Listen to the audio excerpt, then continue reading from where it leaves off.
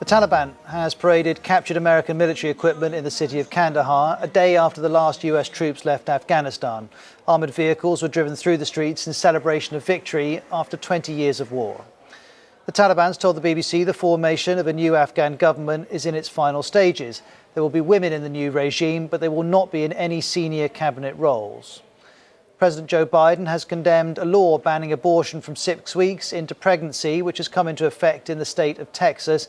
It bans abortions after the detection of what anti-abortion campaigners call a fetal heartbeat. And UN scientists say the number of weather-related disasters around the globe has increased fivefold over the past 50 years. The analysis says climate change is causing more intense and more frequent extreme weather. In Afghanistan, a member of the Taliban says the militant group is protecting people's property and lives in Kabul, but a new government is not in place after the U.S. withdrawal. The U.S. military said its Operation Allies Rescue aims to provide housing on its bases for as many as 50,000 Afghans who fled their country. The United Nations Weather Agency says weather disasters displaced 31 million people last year, almost as many as those displaced by conflicts. And researchers in Taiwan are developing a new COVID-19 vaccine to be taken by mouth. Breaking news out of Texas overnight. The state's controversial law banning most abortions has now taken effect after the Supreme Court took no action, at least not yet, to hold it off. Our congressional correspondent Rachel Scott is tracking the story. Good morning, Rachel.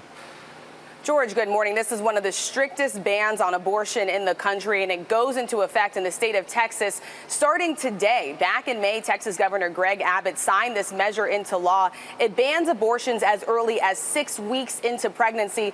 That is before most women even know that they are pregnant. The Supreme Court had until midnight to respond to an emergency request to block this before it went into effect, but they have not yet taken any action. In the state of Texas, 85 to 90% of women get abortions within their first 6 weeks of pregnancy. And so without any further action, this will ban nearly all of the abortions in the state, George. And Rachel, after months of a standoff, the Texas legislature has also passed this law putting new restrictions on voting.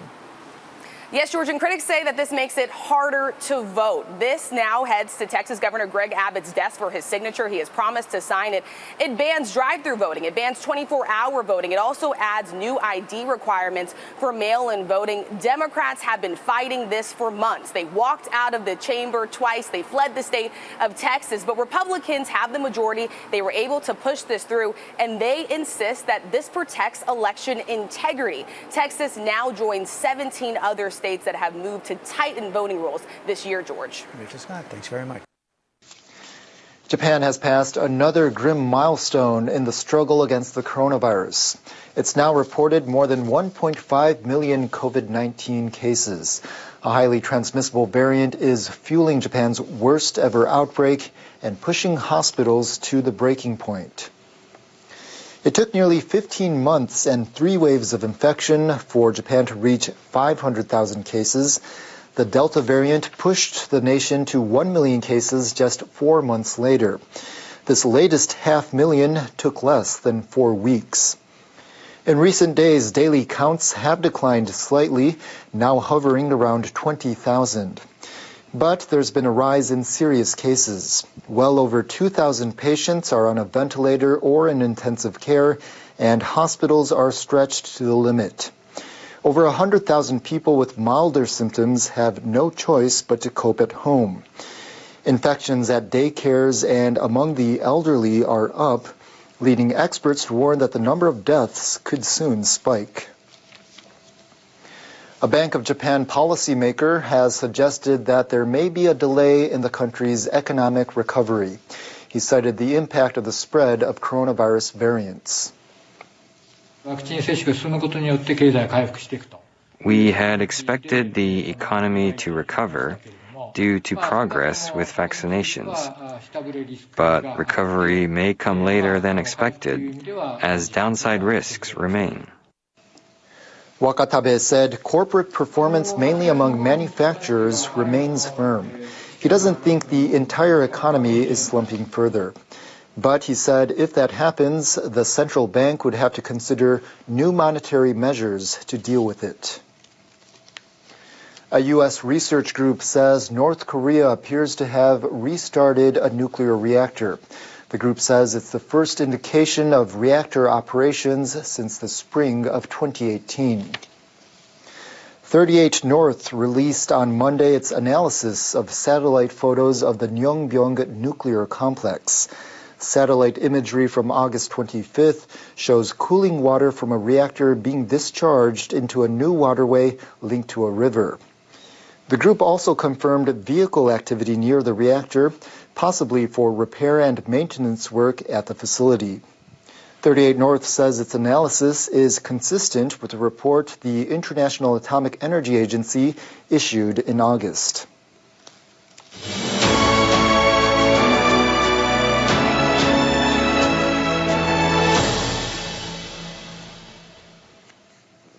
Sugimura Hidetaka has won Japan's first ever gold medal in the unique Paralympic sport of boccia. Boccia is a precision ball sport similar to curling and lawn balls. It was designed for people with severe disabilities. Sugimura, who has cerebral palsy, faced Thailand's Watcharapong Bongsa in the final. Bongsa is a national star in his country who won both the individual and team events in Rio. The 39-year-old Sugimura scored 1 point after another with his accurate moves. He won the match 5-0. Adam Peshka from the Czech Republic has won in the most severely disabled class of the sport. Peshka was diagnosed with muscular dystrophy at the age of 6. He competed at the Games while having oxygen pumped through a tube in his nose. One of the game's most famous athletes, Marcus Rahm, known as the Blade Jumper, claimed his third straight victory in the men's long jump. The German jumper dominated his competitors despite rain. He beat the silver medalist by almost 0.8 meters. But he fell short of the Tokyo Olympic record of 8.41 meters, as well as his own world record of 8.62 meters set earlier this year. Rahm had his right leg amputated below the knee after a wakeboarding accident when he was 14. The 33-year-old won gold medals in the London and Rio Games. In the men's 100 meters, 2 wheelchair racers from Thailand emerged on top. Ponsakong Peo won an event with a time of 14.20. He followed up with a gold medal in the 400 meters, bringing his gold medal tally to 4. He'll compete in the 800 meters on Thursday, and he said he wants to see his nation's flag raised again. Atiwat Pain Nua won the other gold in the lesser disability class, setting an Asian record time of 13.76. The 18-year-old finished ahead of Finland's Leo-Pekka Täti, who had won this event 4 times in a row since 2004.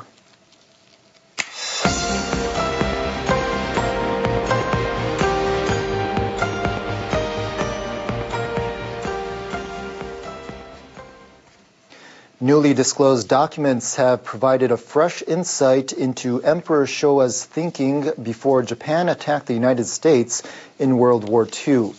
The emperor was widely considered to be very reluctant to go to war until the last moment. But a journal written by one of his closest aides suggests the emperor was inclined to start the Pacific War. The diaries were written by Hyakutake Saburo, a retired admiral who served Emperor Showa as his Grand Chamberlain for almost 8 years. On November 20th, 1941, 18 days before the start of the war, Hyakutake wrote down an account by another close aide, Kido Koichi. Kido informed Emperor Showa of negotiations with the United States to avoid war. Kido told the Chamberlain that the emperor's determination appeared to be going too far. This has been interpreted as indicating Emperor Showa was then positive about starting the war. 9 days later, with the negotiations going nowhere, Hyakutake wrote that the emperor called a meeting with the former prime minister and other close aides to hear their opinions. This is an indication that he might have been more cautious about going to war. Professor Furukawa Takahisa is a specialist on modern Japanese history. In the past, there was no record of Emperor Showa himself saying anything positive about the war. Hyakutake's diaries show that he wavered quite a lot. Hyakutake's relatives have entrusted the diaries to the University of Tokyo. They went on public display for the first time on Wednesday. It's time now for a check on world weather. People in Tokyo had a relief from the summer heat on the first day of September. Our meteorologist Sakamori explains what's behind the change. Hello there. On Wednesday, the Northern Hemisphere entered meteorological autumn, and we saw much cooler conditions in Tokyo. The high was about 24 degrees. That was about 8 degrees cooler compared to what we saw on Tuesday. The reason is this seasonal rain band. It's the boundary between cooler air in the north and summer hot air in the south. Tokyo was above this frontal system. That's the reason why we saw cooler temperatures on Wednesday. The system will sag towards the south slightly, so Tokyo will remain on the chilly side, and central and western Japan will see a line of heavy rainfall and thunderstorms. Tokyo 22 on Thursday and about 28 in Fukuoka as well as Osaka on the same day. California has been dealing with many large fires. One of them is occurring in Lake Tahoe. Take a look at this footage. A large wildfire is torching areas near Lake Tahoe, forcing people and animals to flee the area covered in flames and smoke. The Caldor fire has burned at least 80,000 hectares and is only 18% contained as of late Tuesday evening.